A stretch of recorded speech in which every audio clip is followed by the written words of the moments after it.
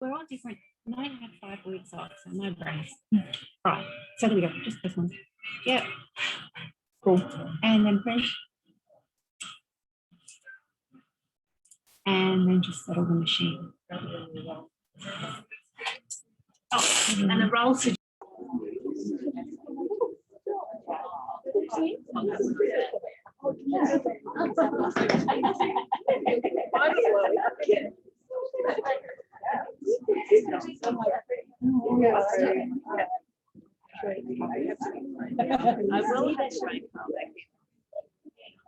Now, I think our Zoom audience has just joined us. So excellent. So welcome to the Zoom audience. We're still just gathering ourselves.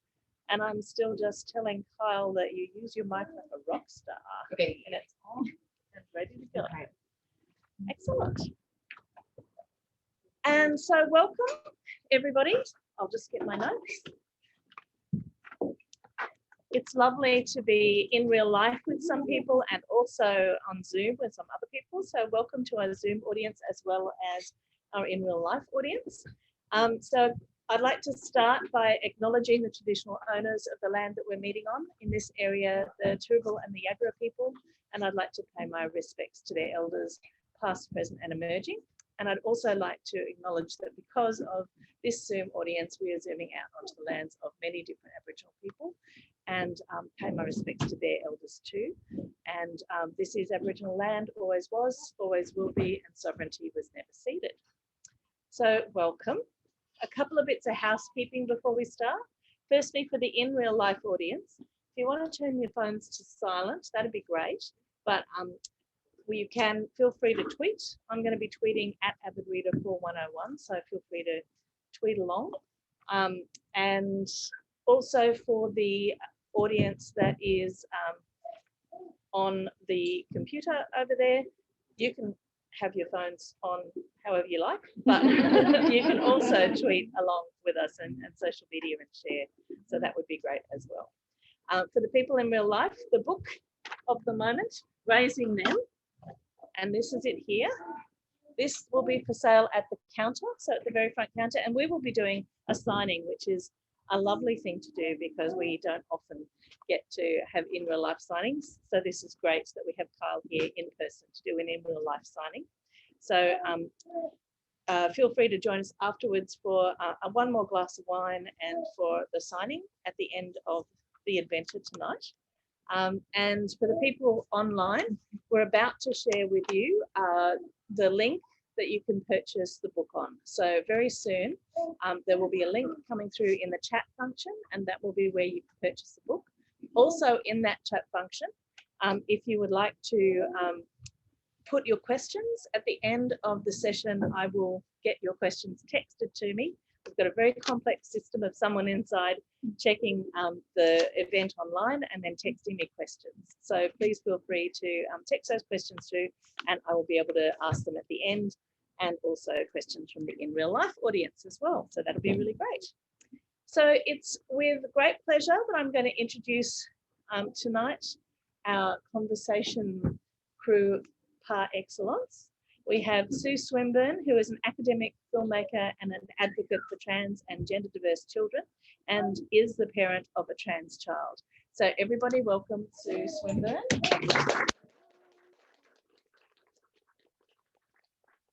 And to my right, we have Dr. Kyl Myers, who is a sociologist, award-winning educator and globally recognized advocate of gender creative parenting. And Kyl is also the author of this brand new book, Raising Them, which we are celebrating tonight. So everybody please welcome Kyl. Take it away. Thanks, Chrissy. And hi everyone, it's lovely to see you all here. Thank you so much for coming along. And thank you, Kyl, for the wonderful road trip that has brought you from Canberra to this beautiful space. Through hotel quarantine to be here. And we appreciate that. Thank you. So yeah, as Chrissy said, I'm the parent of a trans child, and I guess that, you know, I was really excited to read your book because for me as a parent, you know, even though I've got a lifelong commitment to feminism and to gender equity, I guess when our kids were born, we didn't take a gender creative approach to parenting, but yeah, when our daughter transitioned and is living as a trans girl, I guess that was the moment where we had to really kind of revisit a whole bunch of assumptions that we had previously as parents. But your kind of interrogation of this started way before you becoming a parent. So maybe could you take us back to where these ideas started to formulate for you? Sure.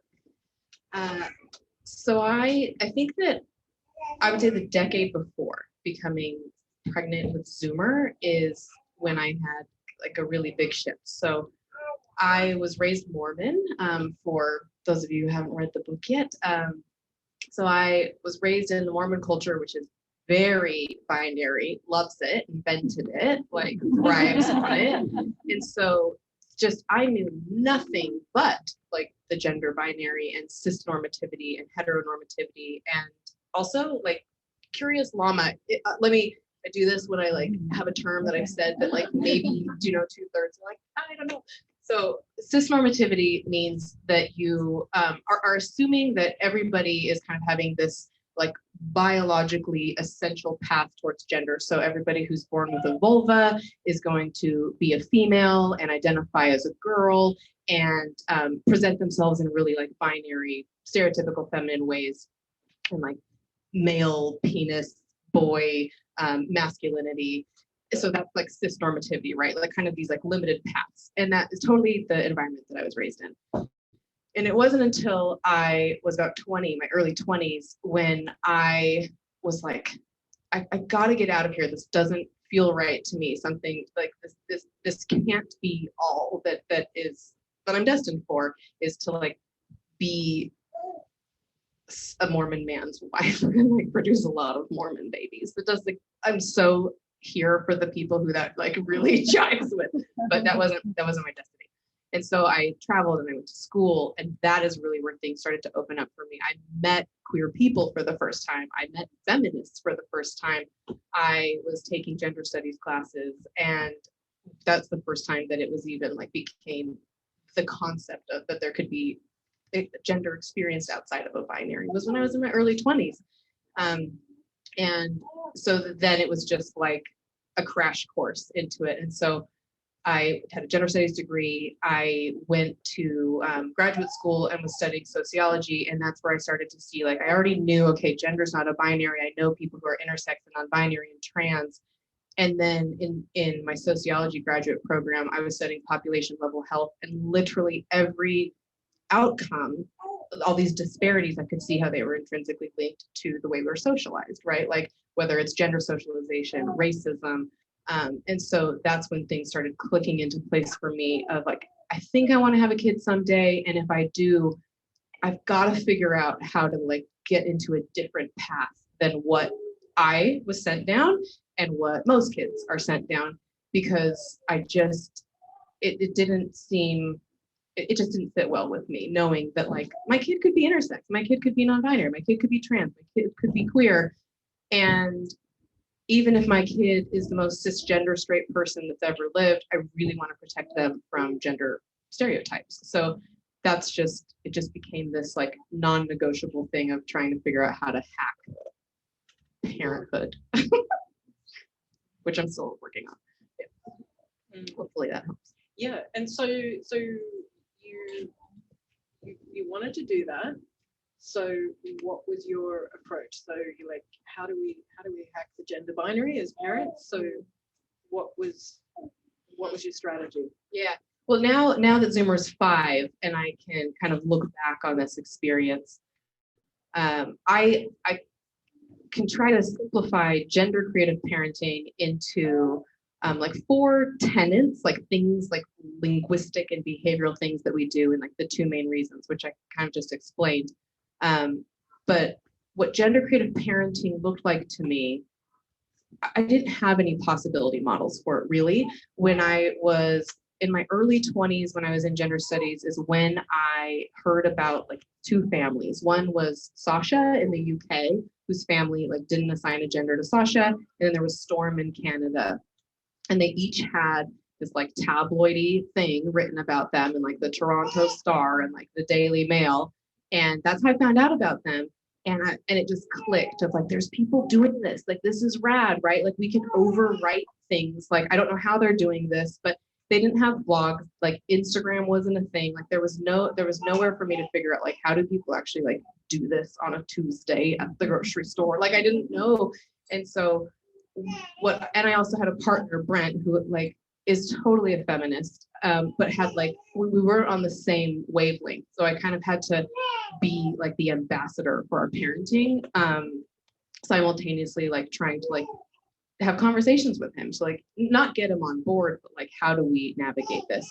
So the big things were for us, like we are not going to assign a gender. Like we are, mind you, like Zoomer was born in the US, in Utah, and like we had to fill out a birth certificate and social security and get passports and all of that. And so we had to select a sex marker. And but like, you know, we were like, okay, we can select a sex marker, but no one sees this. This is something that can kind of just be to the side. But as far as gender goes, like we're not going to call Zoomer a girl or a boy. Like Zoomer's not our daughter or our son. Like Zoomer's just a baby and our kid, and we are going to follow their lead until they tell us what their gender is. And so we used they, them pronouns instead of she, her, and he, him. That said, if anybody used she, her, he, him, we were like, yeah, like try it on. Zoomer, how does it feel? You know, how does it feel for you? But we used they, them because there is so much research that shows that when you use gender neutral language, it helps your brain override like a lot of gender bias. And so we kind of wanted to just have this slate for them. We don't disclose Zoomer's genitals to people who don't need to know. So if it wasn't like a child care provider or a healthcare provider who needed to know, we didn't disclose their genitals because we didn't want people to then like flip into that script that really happens, that people put on this gendered script that people put on bodies. And then we just wanted to create like the most expansive rainbow explosion of a childhood that like was feasibly possible. So we're like, all the clothes, all the toys, all the books, all the adjectives, right? Like, how do we make sure we are not pushing expectations onto this kid or limiting them in this binary, and that we can like actually let this kid have a crack at like really discovering their interests, right? Like their true interests, not like you like the Canberra Raiders because your dad's from there, or like you like sewing because your mom sews. I don't, but like, you know what I mean? So we were just like, let's just try to give this kid everything and see where they land, right? And like just follow their lead. So that was what we were doing. And I think a lot of that is what a lot of feminist parents do. You know, I think the main difference for us was this like they, them pronoun usage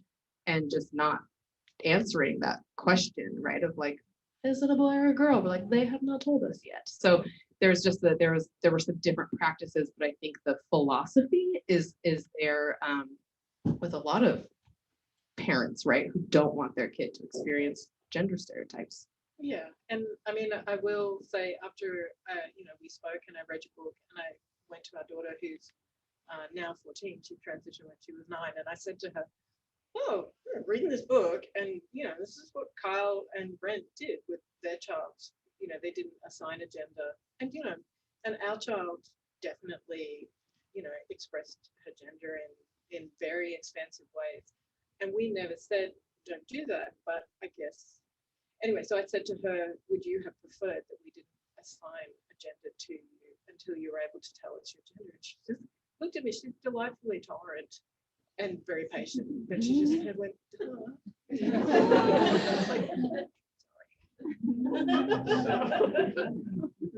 because, you know, she had 9 years, bless her cotton socks, of, you know, notwithstanding that we said, you know, you can dress however you want, play with whatever toys you want, and what have you.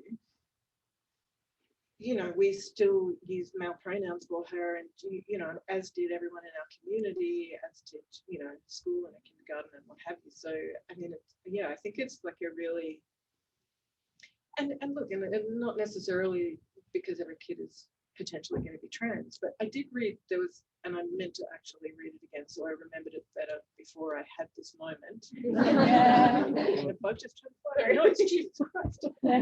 Anyway, but yeah, young people in the United States more and more are identifying in a much more expansive way around their gender, not necessarily as trans, but you know, as non-binary, as genderqueer, you know, as gender fluid. So yeah, I think it's really interesting that, you know, young people have kind of skipped over what their parents may have assigned to them and are just kind of freestyling now.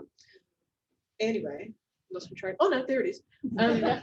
So all of this stuff that you're kind of you know, putting on this beautiful social smorgasbord for Zoomer to just run up and down and choose from. But obviously, I guess a lot of where kids get their ideas about gender and gender roles and gender stereotypes come from their parents. So what did that look like, you know, for you and Brent to navigate that between yourselves as a couple? Yeah, did you have some sort of gender utopia in your household that Zoomer could look at? And yeah, did you feel like you needed to have kind of perfect parity in your relationship with Brent in order to be able to live those ideals for Zoomer? That's a great question. No, we don't have utopia. So before, being in an egalitarian relationship was a non-negotiable for me. And a big part of that was because of how I had grown up and like the culture that I had grown up in, and also what I had seen even happen among my parents and all of the parents around me, such a gender divide and gender, like in the norms, in their behaviors, everything in their income. So I just saw so much, like even with my own mother, she was a stay-at-home mom and had 4 kids. And oh, is that one? Okay, cool, thanks. So my parents divorced when I was 9, and my mom had been a stay-at-home mom, and my dad had gone to law school. And so when they divorced, like I saw this just chasm happen between my parents, and my mom then struggled, like, you know, had 4 kids, was bagging groceries, like went to school to become a nurse in her 40s. And there was just this gender fuckery that just happened. And I saw it as a 9-year-old. And I think seeing it through like my adolescence, it really, really stuck with me. And I just grew up thinking that is not going to happen to me. That is not going to happen to me. And being a queer person, but being attracted to men, and like, bless Brent's heart, he stole mine. And so I think that my relationship dynamics is going to be different with a cisgender man compared to like, if, you know, like the genderqueer relationships that I had or relationships with women. And so going into my relationship with Brent, I was like, here's the deal. You're like, I mean, it was just this non-negotiable thing of like, if you want on this train, like, these are my conditions. And, you know, I think he was like, okay, like, I don't think he had really thought about that before, but it was just this constant conscious communication about like, we have some serious gendered shit that we have to unlearn, because I hate doing dishes and I'm not like doing them all, and like I can mow the lawn and you can change a baby's diaper. And there was so much that went into these conversations before we were even like going to, you know, kind of commit to each other, and definitely before we were going to have a baby together. And so that was a big part of our conversation, and like in talking about having a baby. Like, I was in graduate school, and it was just this non-negotiable thing that like, I will equally share parenting. Like, I want nothing to do with this like hashtag mom life. And he was really, really on board, and I think really grateful for that. And he's such an incredible parent. And so it's just been this truly like daily, weekly, monthly, yearly thing of just trying to show up to make sure that we are teaching Zoomer that like who we are, and doesn't determine like what we can do, like how we can take care of Zoomer. Like, neither of us are better at like taking you to the dentist. Neither of us are better at making dinner for you. That's not true. Brent is way better at making dinner than I am. But like, But it's just been this thing that I actually think that in the first few years of gender creative parenting, I actually think it's so much more on the parents of like, how are we showing up and how we are demonstrating gender to kids. And so it's awesome because Zoomer didn't learn those, even though like up until in the first couple of years, like I did identify as a cisgender woman when I had Zoomer, and it was actually kind of the process of becoming a parent that kind of cracked me open, and I started wandering around gender and now identify as genderqueer, but just really trying to make sure, I mean, I get how I'm read, and so I think we really wanted to show up to make sure that like, okay, if Zoomer's reading us as like man and woman, like we really want to mess up what Zoomer thinks about like what we can do. Like we want Zoomer to make sure that Zoomer uses he, him pronouns now, that he sees us as equals, right? So that like however he grows up, he'll know that like, of course he should be taking care of children. Of course he should have ambitions for, you know, like to follow his passions and really see the value of an equitable relationship. So, but it's so not equitable. And we have to like sit down every Sunday and be like, what's your week look like? You know, like, and do that practice, because I think without it, that's where I can totally fall into gendered roles and he can fall into gendered roles. And so I think it's just that active process of showing up and like kind of nurturing it, you know, and then you get into really good habits and establish that in a good way. So, and I can see some of my friends who might have a more like traditional gendered relationship, and like I traveled more for work pre-COVID, and you know, just being able to be like, I gotta go to Atlanta for a week, bye, you know, and like my colleague who's going with me is like, and there's frozen dinners, you know, in the freezer, and like this is the pediatrician's number, you know, and it was just like, what, you know, like where did I time travel to, you know? And so I think that was really, really important to me, that it was just like we shared parenting so much that, right, like we could just oscillate in and out of Zoomer's life, and you wouldn't recognize some difference there between us. Yeah. Sounds like you're way more organized than me. But kudos to you, my friend, and I'm always learning. So the book is really lovely, and a lot of the book is about, I guess, getting to that point where that was the path that you set yourselves on as a family. And then, but I guess around that, there's a lot of the conversation around how you negotiated that, particularly with close family and with friends. And then, you know, after Zoomer was born, how you negotiated that with the world. And I guess, you know, for me reading it, like, so my husband and I, who's over there, we co-facilitate a peer support group for parents of trans and gender diverse and non-binary kids. And a lot of that peer support is around helping parents figure out how to navigate the world, advocating for their child, and a lot of that is parents finding the confidence to do that when they're still kind of figuring out where they sit in relation to, you know, their child's gender. And anywho, so yeah, a lot of it's like, oh my God, but what about when people say this, and I've got to go to the school and I'm going to have a meeting, and what should I tell them? So, and in the book, Brent actually says, he said, it isn't the actual practice of parenting this way that scares me. It's having to deal with people that don't agree with it. And when I read that, I was like, oh my God, those people, there are so many of them. And it feels like, particularly when you're starting out, it feels like this unbearable labor that you just like are shouldering for the rest of your days. And it's not just the labor, I guess it's also that, you know, where your ego sits in that as well, that people are just going to be constantly questioning your choices and you're like, oh, you do that. And yeah, anyway, so I'm really interested in how you, like, where you positioned yourself within that and where you found that confidence and the conviction to just go, fuck it. I know people are going to disagree with this, but head down, bum up, that's what you do anyway. Yeah. So choosing like deciding to do gender creative parenting is like for sure the like hardest decision I've ever made, like the rightest decision I've ever made, but the hardest decision I've ever made, because I just didn't know what our life was going to be.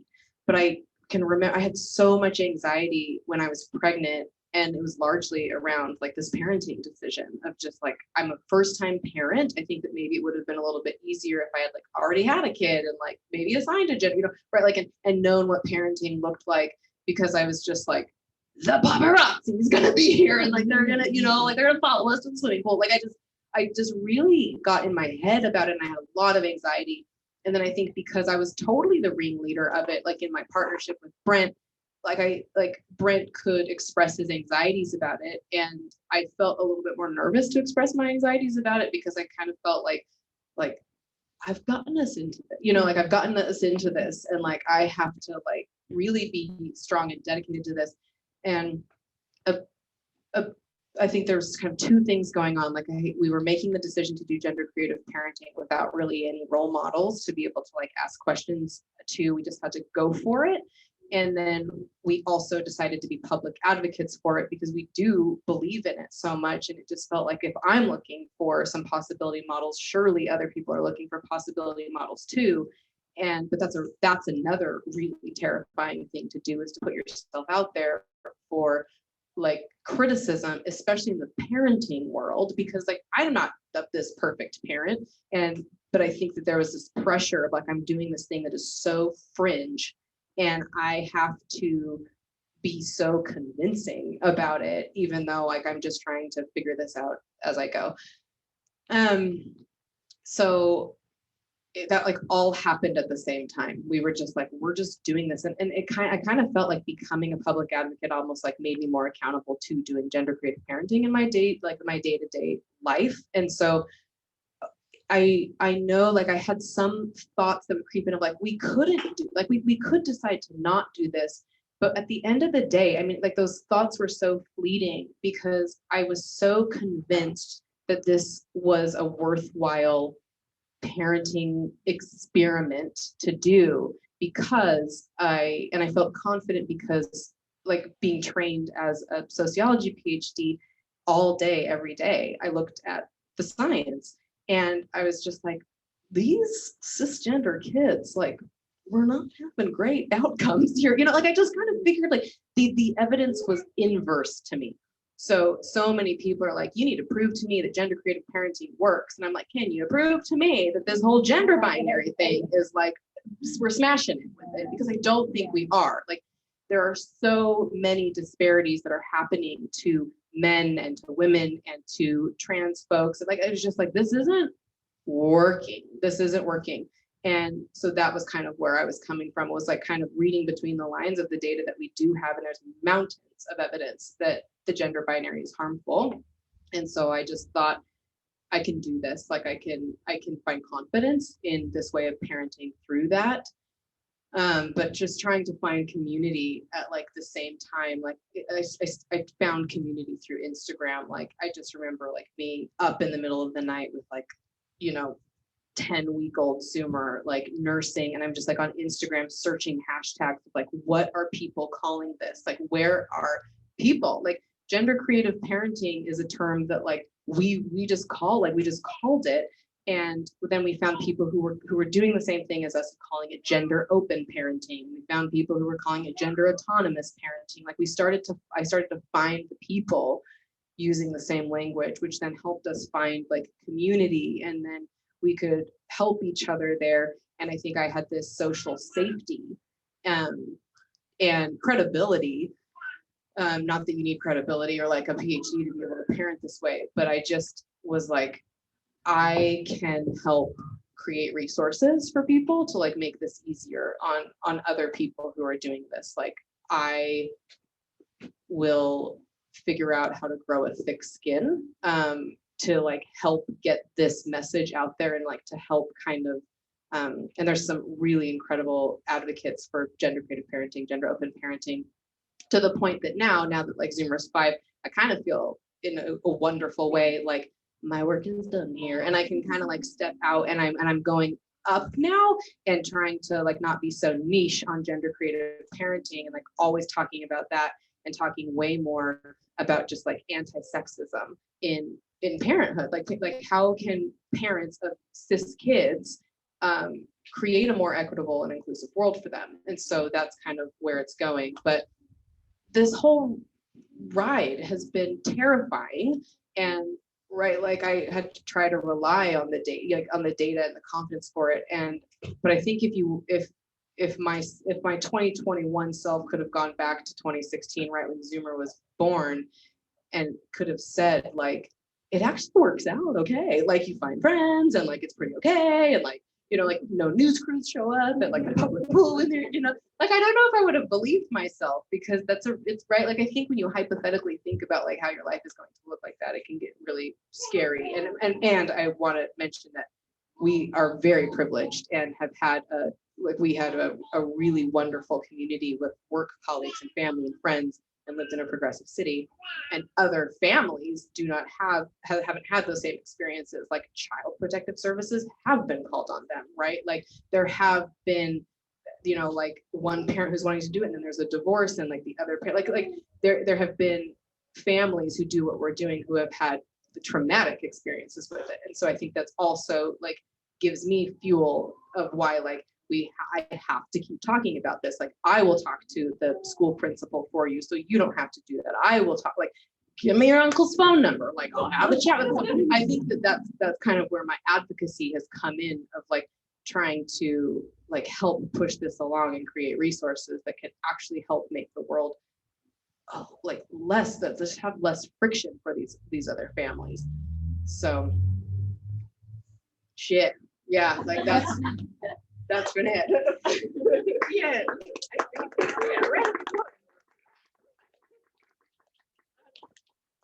Yeah, I think, you know, when our daughter transitioned, and you know, at the time we lived on Tamarind Mountain, which, you know, I think is returned to conservative state, federal MP says, you know, I don't know, dinosaurs roam the earth. But yeah, and Paul, I don't know if he remembers, but when our daughter transitioned, we like literally were stood in the kitchen role playing with one another. But like I walk into the fruit and vegetable store, I see my daughter's old swimming teacher, and she says, "How are the kids?" And go, "Oh, fine." And how is old name of our child? "Oh, didn't you know our child is transgender? Her name is this. She's doing great.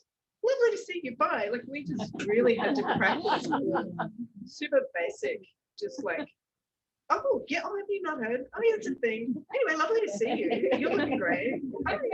And because it was as much about us kind of leading people by example of how they should respond to that. And you know, and I think it's interesting, like you know, the internet, bless it, is just a tire fire for any kind of, you know, thoughtful conversation about anything really. And you know, and you go on the internet, and yeah, there's the cool people, but then there's everyone else, and it's really hard to get a sense of who am I going to meet in the IGA. Is it going to be one of the cool people, or is it going to be that stabby freak over there who literally wants me dead, apparently? And so it's really hard to kind of just regulate and go, you know what, I think it's going to be okay. And you know,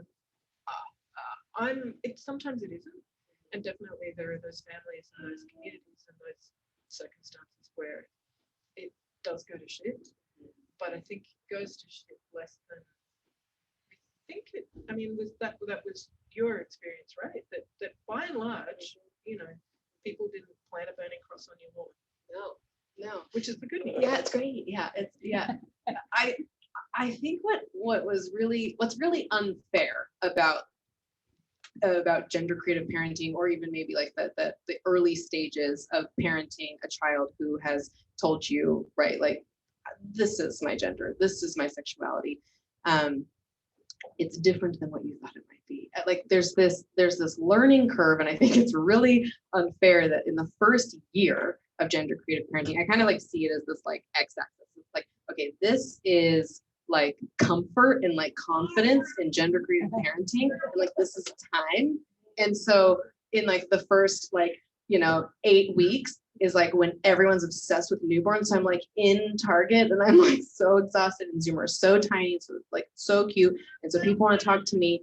And so I'm having these conversations about gender creative parenting so frequently when Zoomer is a neonate, and I'm so tired and I'm not confident yet, and it's like this muscle that you're flexing, of like every day. And it's not even every day that you're having a conversation, which is wonderful. Like I thought it was going to be.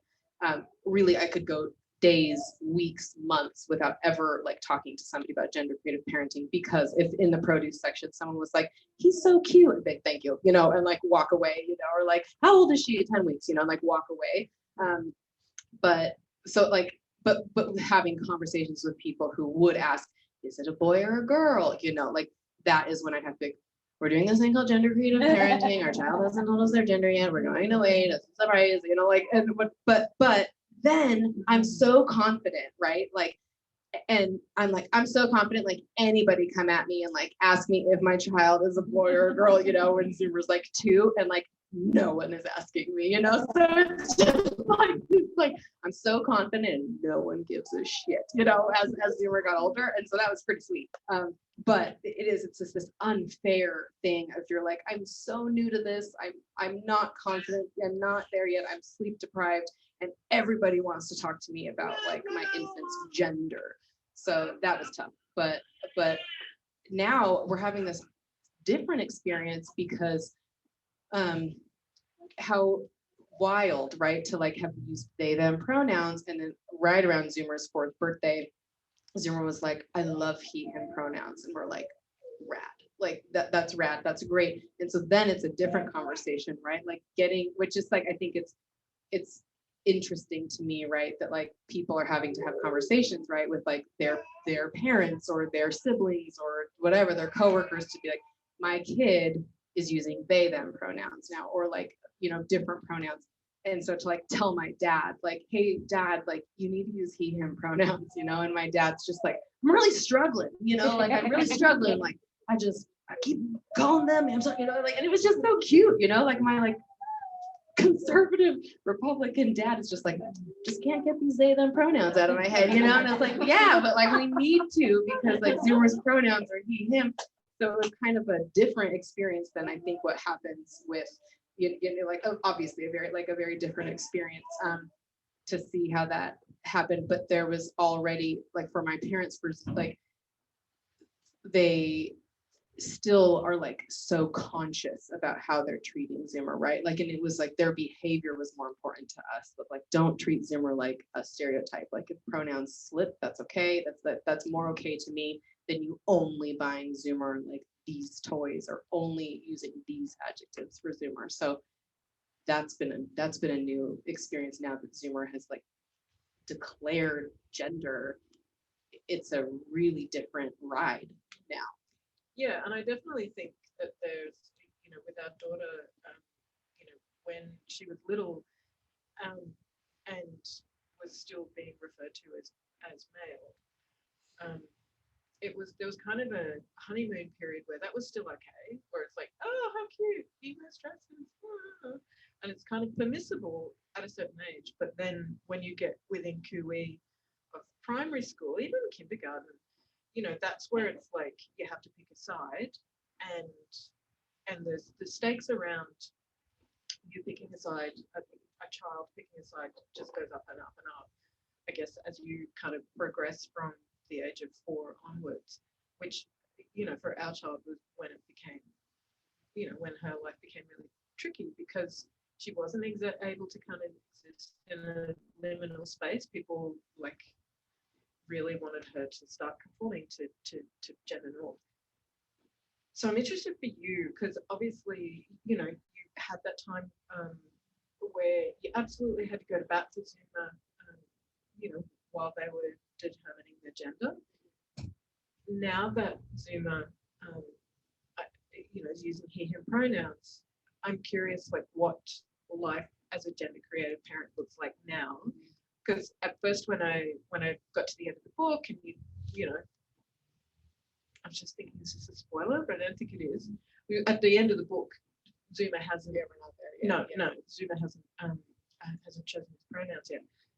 But I kind of closed the book and went, oh wow, well, you know, life just must be really easy now that you don't, because Yeah. when I read the book, it felt like, you know, the focus of the journey is how you kind of hold space for Zuma while they're determining their gender. But yeah, not so much.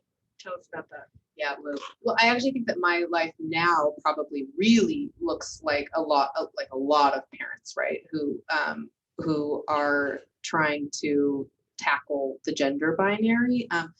It is so hard now because Zoomer is not with me most of the time, right? Like Zoomer goes to kindergarten now, and we're in Canberra, and so like it's all so different than what I had prepared for because I didn't anticipate us living in Australia. We moved here in November, and so there's some perks, I think, to being in a public school in Australia because they wear uniforms. And actually at Zoomer school, it's not like super gendered. There is a dress, like there is a school dress, but like girls aren't required to wear the dress. So like anybody can wear anything. It's pretty great, I think. But it also means I'm like, I can't like clock it, you know, I mean, like you really do use a lot of like cues that people give you about how they're expressing themselves.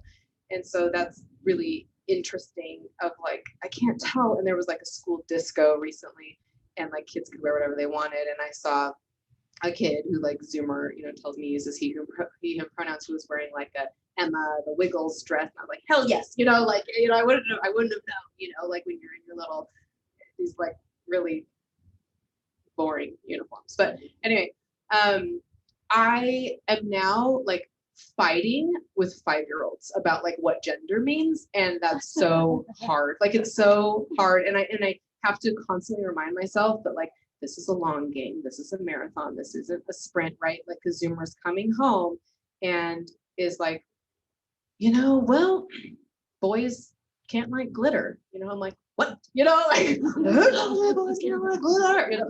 So there's just this constant, but I think that is the practice of parenting, like the feminist parenting, gender creative parenting, is I send Zoomer into kindergarten and he comes home and I'm just like unscrewing, you know, like the scaffolding that like the kids, and also like the really binary way of teaching, like a school system that comes into play. And I'm trying to listen. And I think that now that like Zoomer is doing really well, Zoomer is very popular, Zoomer like socially thrives. Like I think so much in the first 3 years, you are really focused on like the tree that is your child. And now I'm like, okay, Zoomer's okay. Where's this forest? You know, and I mean, I think I was always looking at the forest, of course, but now I'm hearing more things of like, I'll hear a teacher say like, as they're like the kids are exiting the class, I'll hear a teacher say like, do you see your mom or dad? Okay. Do you see your mom or dad? Okay. Right. And they're going, and it's like, absolutely not. Like there are totally like queer families in this school, you know, like I know for a fact that in this kindergarten class, there's a kid who has 2 moms. So like, what are we doing here? And or like things like, you know, boys and girls and like all of this stuff. And so like Zoomer's like coming home and like talking to me about gendered bathrooms now, right? Because for the first time in his life, he's experiencing gendered bathrooms. You know, and so it just ramps up in a way that like we're just trying to have these conversations with a kid who is newly 5, right? And it's like, God, I wish that like you're cognitively, we're not there. And I'm trying to figure out how do you simplify these huge concepts, you know, of like into like a age appropriate way. And so like that's, you know, like where I'm at now. And it's just like starting a whole new chapter of like all of my tricks from 0 to 3 mean nothing, you know, now. And I'm having to relearn things and really rely on community who have older kids and can kind of help me like think through some of these things. But it's just the gender policing, you know, that like, and kids are impressionable, and so they want to be involved and approved, you know. And so I know Zoomer doesn't do, I don't want anyone to leave here being like, and Zoomer is perfect, because like he's not, right? He's learning the binary that is thrust upon him through media, through his friends, through his teachers, through stores, through these symbols all day long that are so binary, so heteronormative, so cisnormative. And it's just this exhausting but totally worthwhile practice, you know, of being like, some people have two moms. Well, where are the intersex kids? But you know, and like just kind of trying to like put that in there. And then it is so wonderful because Zoomer does like spit it out, right? Like, yeah, he says binary stuff, and he can, but he also is like, I think the moon is intersex. I'm like, yeah, it probably is. You know, like, you know, it's like I didn't say that when I was 5 because I didn't know what intersex meant until I was 19. You know, so I just think like, I'm like, okay, like this is working enough, and I don't have to like be so hard on myself about this, because it is. It's like, you also don't want to like turn your kid off, you know, to be like, oh, my mom who's just like this gender studies lecturer all day long, you know, I just want to like play with this line, you know. So it's just finding that balance, you know, and it's really, really hard. But it is the obligation, I think, of white privileged parents, right, to teach their white privileged kids about all of this stuff, whether it's gender or race, you know, like we're talking a lot about police brutality and Aboriginal land, and you know, because we have to, you know, like because too many white parents aren't, and so like we have to. And yeah, it sucks to be that like buzzkill at like the play date. I'm like, no, like Zoomer doesn't play with like guns because like police isn't play. Sorry, like, you know, like Elizabeth, you know, it's really weird to be this newcomer here, and like none of them are my community, you know, that I've been like working on for years. I'm like, hi, I'm the new parent, and I'm gonna like ruin everything. It's okay. Yeah, that's this is supposed to continue.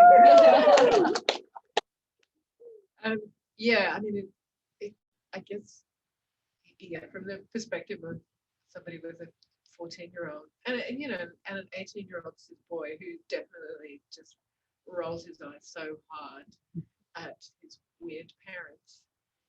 I mean, his primary objection originally was that we were vegetarian, so he's really looking for any hill to die on. But you know, by the same token, you know, he's delightfully accepting of so many other things, but he still does like to kind of differentiate himself from us as, you're the weirdos and I'm the regular guy. But also quietly, he subscribes to all of the same kind of values and ideals as us. He just makes us weird.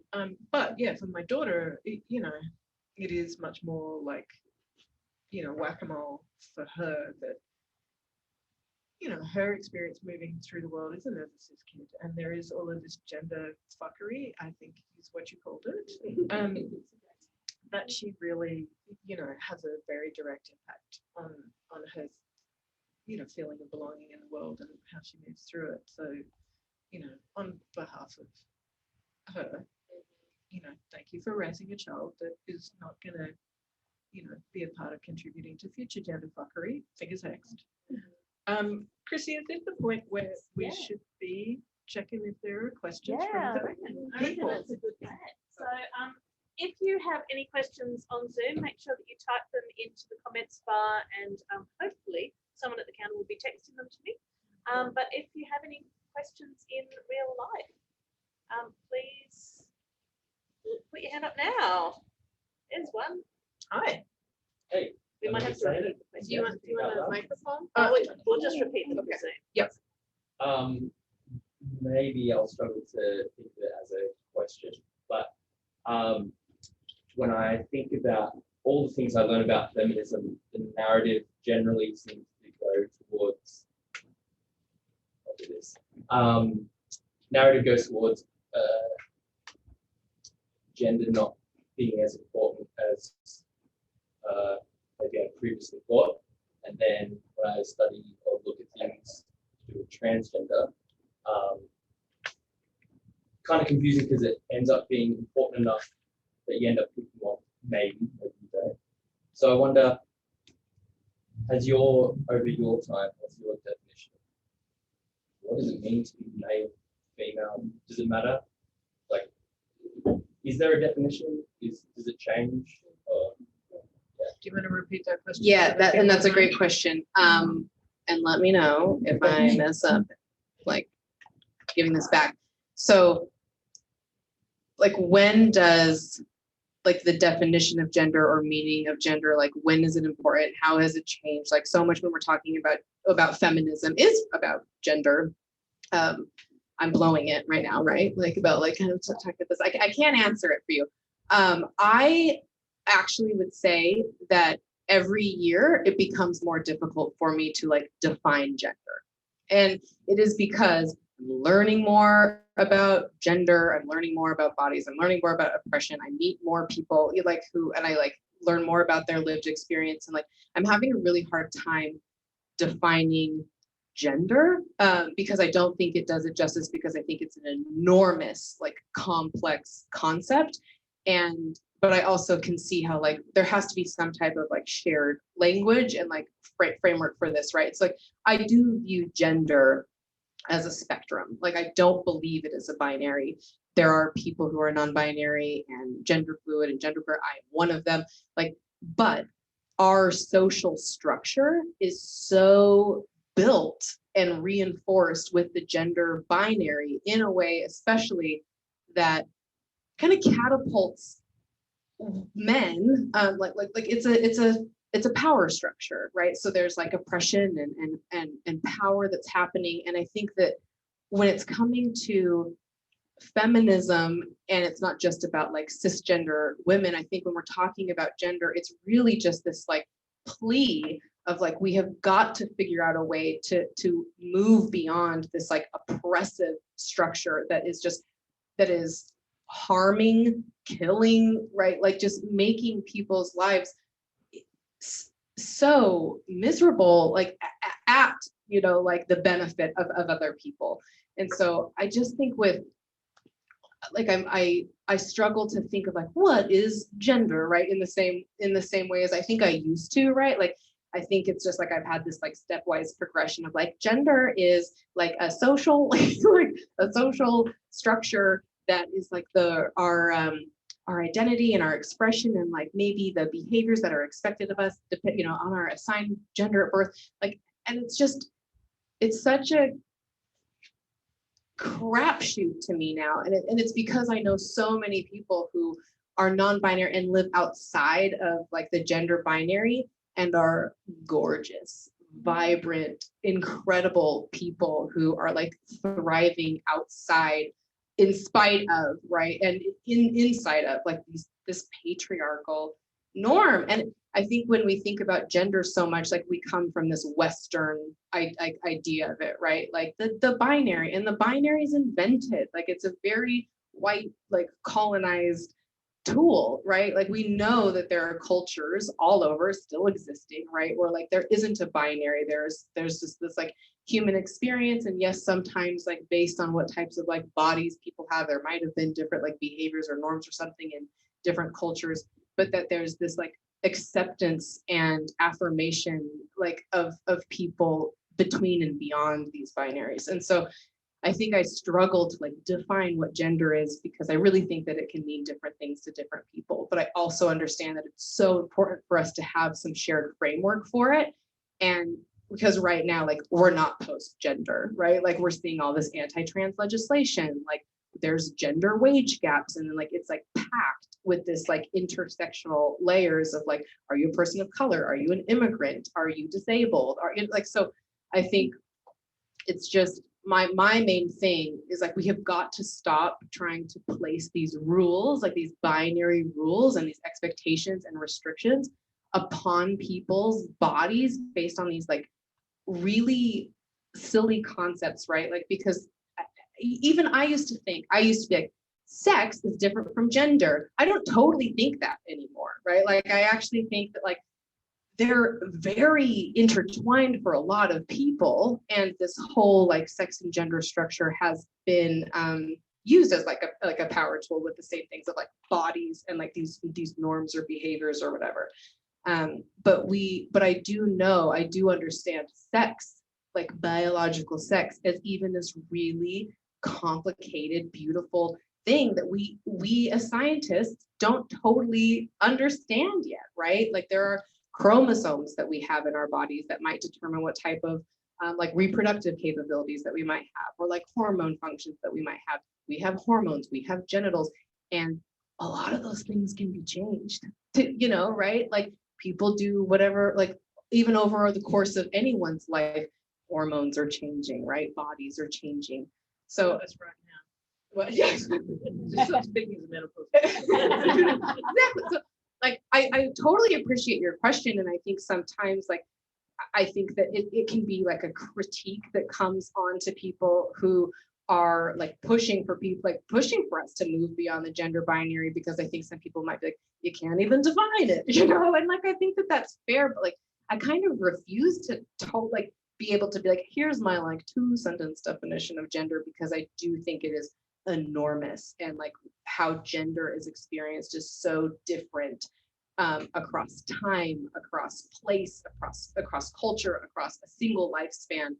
And so I know that's like kind of feels pretty meta, you know, but I think like my main MO is like, or we could just love people like for whoever they are. Wouldn't that be wild to just like let people do whatever they want with like their bodies and their lives, and we could just like mind our own business and like make sure that they have like healthcare and housing, you know, and like protections, and that they can like live their vibrant, beautiful life without ever having to experience oppression or harassment or violence. Wouldn't that be great? And that's my MO. Good, yeah. We've got a couple of questions on the Zoom audience, and I also think, you know, if we didn't have gender, who would we know who to oppress? Really, it's a very useful tool to know who to oppress.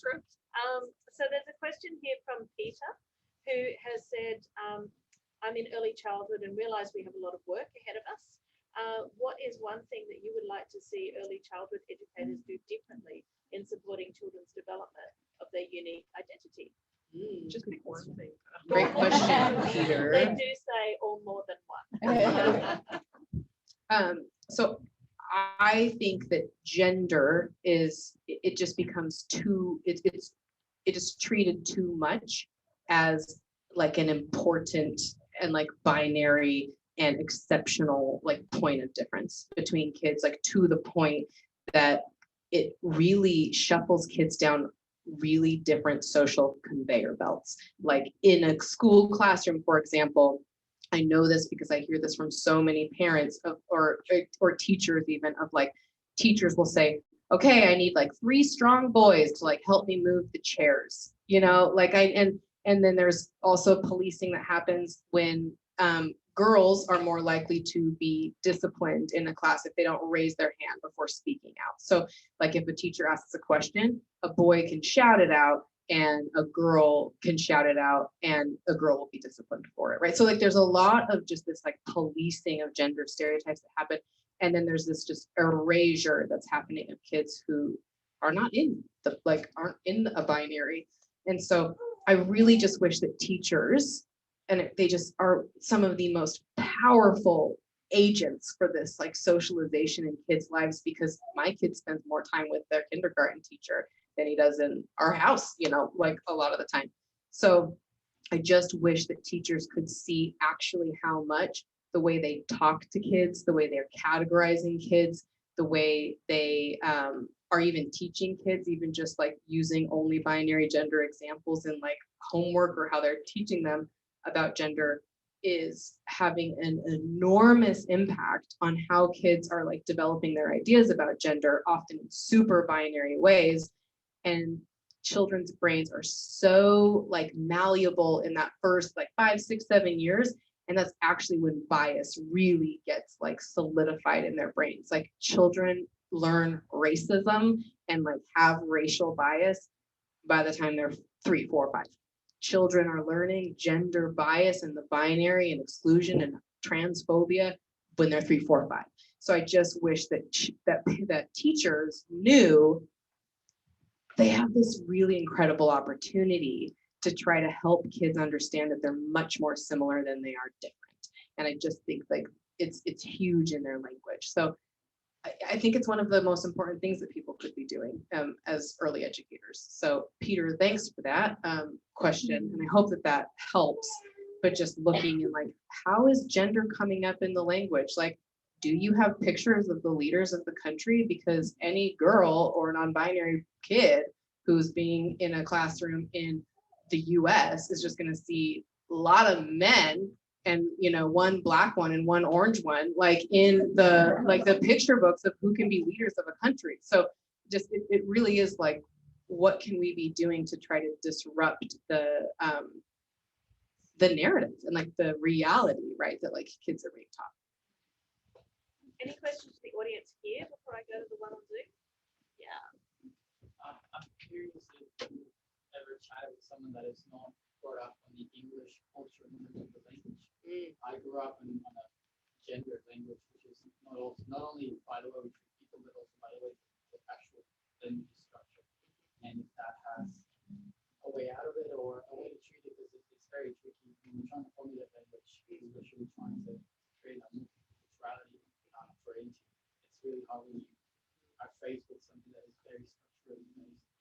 That's such a great question. So the question is like, how can you navigate gender creative parenting in a language that is very gendered, or like some type of like language culture that is gendered? And that's so, I'm glad that you bring that up, because gender creative parenting is relatively easy in like the English language, because we just don't, there's gendered words, right? But you can easily alternate them, and they're not like really gendered words, right? Like you don't have to say fireman, you can say firefighter. So those kinds of things. But it's quite easy when it's like the table is not feminine, you know, like, so I'm aware of people who are doing gender creative parenting and speak Spanish, and there is in every single gendered language, there's kind of this really cool like underground movement, like that's easy, that thank God for the internet, that you can kind of find like, what are these replacements that are happening, or like what kind of words or like what kind of movements are happening. So I know like in Spanish, for example, instead of like el or ella, they're using ella, like ELLE as like a gender neutral pronoun. And so there's people who are definitely getting creative, like in language where that's happening, but I can see how difficult that is in German, in French, in Italian, in Spanish, right? So like, it's a gendered language, and we learn so much of the way we view the world, like our perspective, right, through language. That is like our biggest educator of how to view the world. And I know that like in France, for example, it's like politically impossible for people to do gender creative parenting in the same way that you can in English, in like an English speaking country like Australia or in the US, because you have to like a name has to be approved by the French government. I think that was up until 4 years ago. Like you had to choose your child's name from like an approved list of like girl names and like boy names. And so when people would try to choose like more neutral names or something, like it could actually get like rejected by the government. Like, no, you can't name your kid that, you know, like, thank God we're in the US, you know, like we're naming our kid Super Coyote, you know, and the US is like, okay, you can do whatever you want. But I get that, and I hear from people who like German friends who are like, we cannot navigate this, like everything, like it would be really, really hard for raising them to even be translated into German. You get, you know, because like the whole point is to try to have like a gender neutral book, and like they can't do it. And so I know that one of the biggest things I think, like when you can't find like language navigation, really trying to talk about like behavior navigation, like, right, like, and really trying to give examples of like of harm like that can be done by the binary of like here's the thing, like we have a child who, and like maybe this is like a grandparent or something that you're talking to, like, okay, like yes, our child has a vulva, but we really want to make sure that like our child gets like roughhoused the same way you would have if our child had a penis, because that doesn't happen, right? Like children, like we know this, that like children who have vulvas are not given as many like physical opportunities, their physical abilities are totally underestimated compared to kids who have a penis they're roughhoused with. They're jostled in different ways, and it actually like has a divide of like their like ability to be able to feel more confident. Like these children who are socialized as girls are constantly being told to like get down from that, don't get dirty, right? Like, and really policed in ways that children who are being socialized as boys are not. And so I think that kind of stuff, right? Like language aside, like it's so hard to be able to navigate it. Just trying to kind of talk about like this behavior and the outcomes, I think is like just as like, right? It's just as important, if not more important than being able to use like a gender neutral pronoun.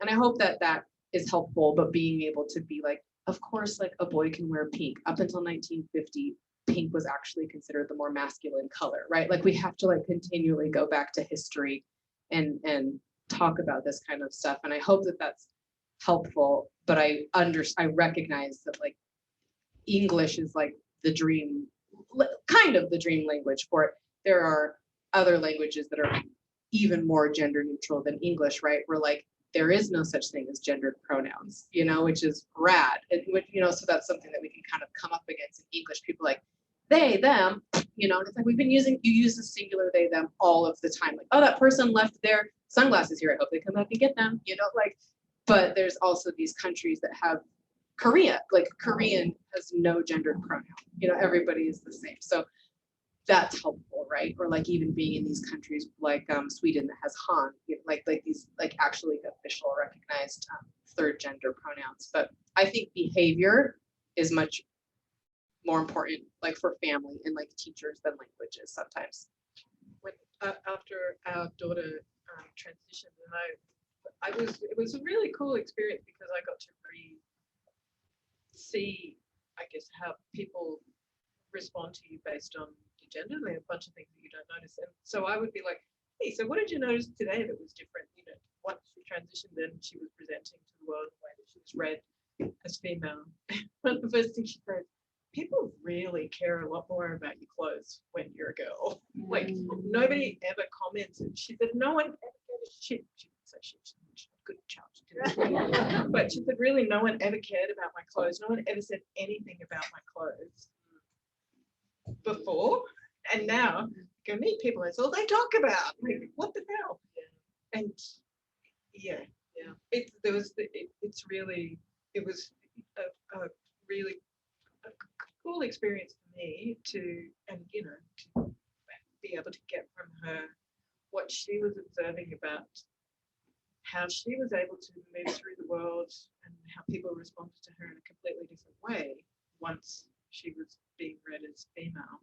And it wasn't, it was just, and she could see that it was garbage. Like she was like, what the fuck? Like, wait, again. Yeah, I'm putting words into that.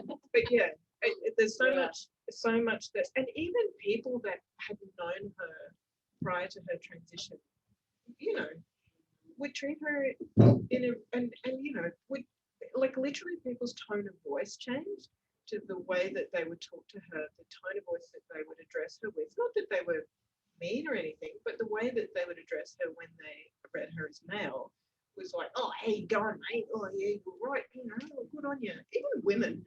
And when she was presenting as female, I was like, hey, how are you? You okay? You're looking great. I love what you're wearing. Like, it's like, what the fuck? Like, she didn't.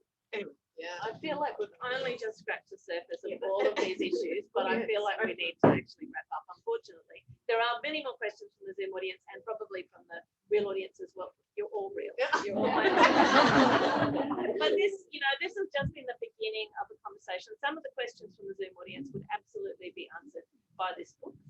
So I do suggest that you click on that link and purchase the book. But for now, we're going to thank Kyl and Sue for their conversation and move to the prize.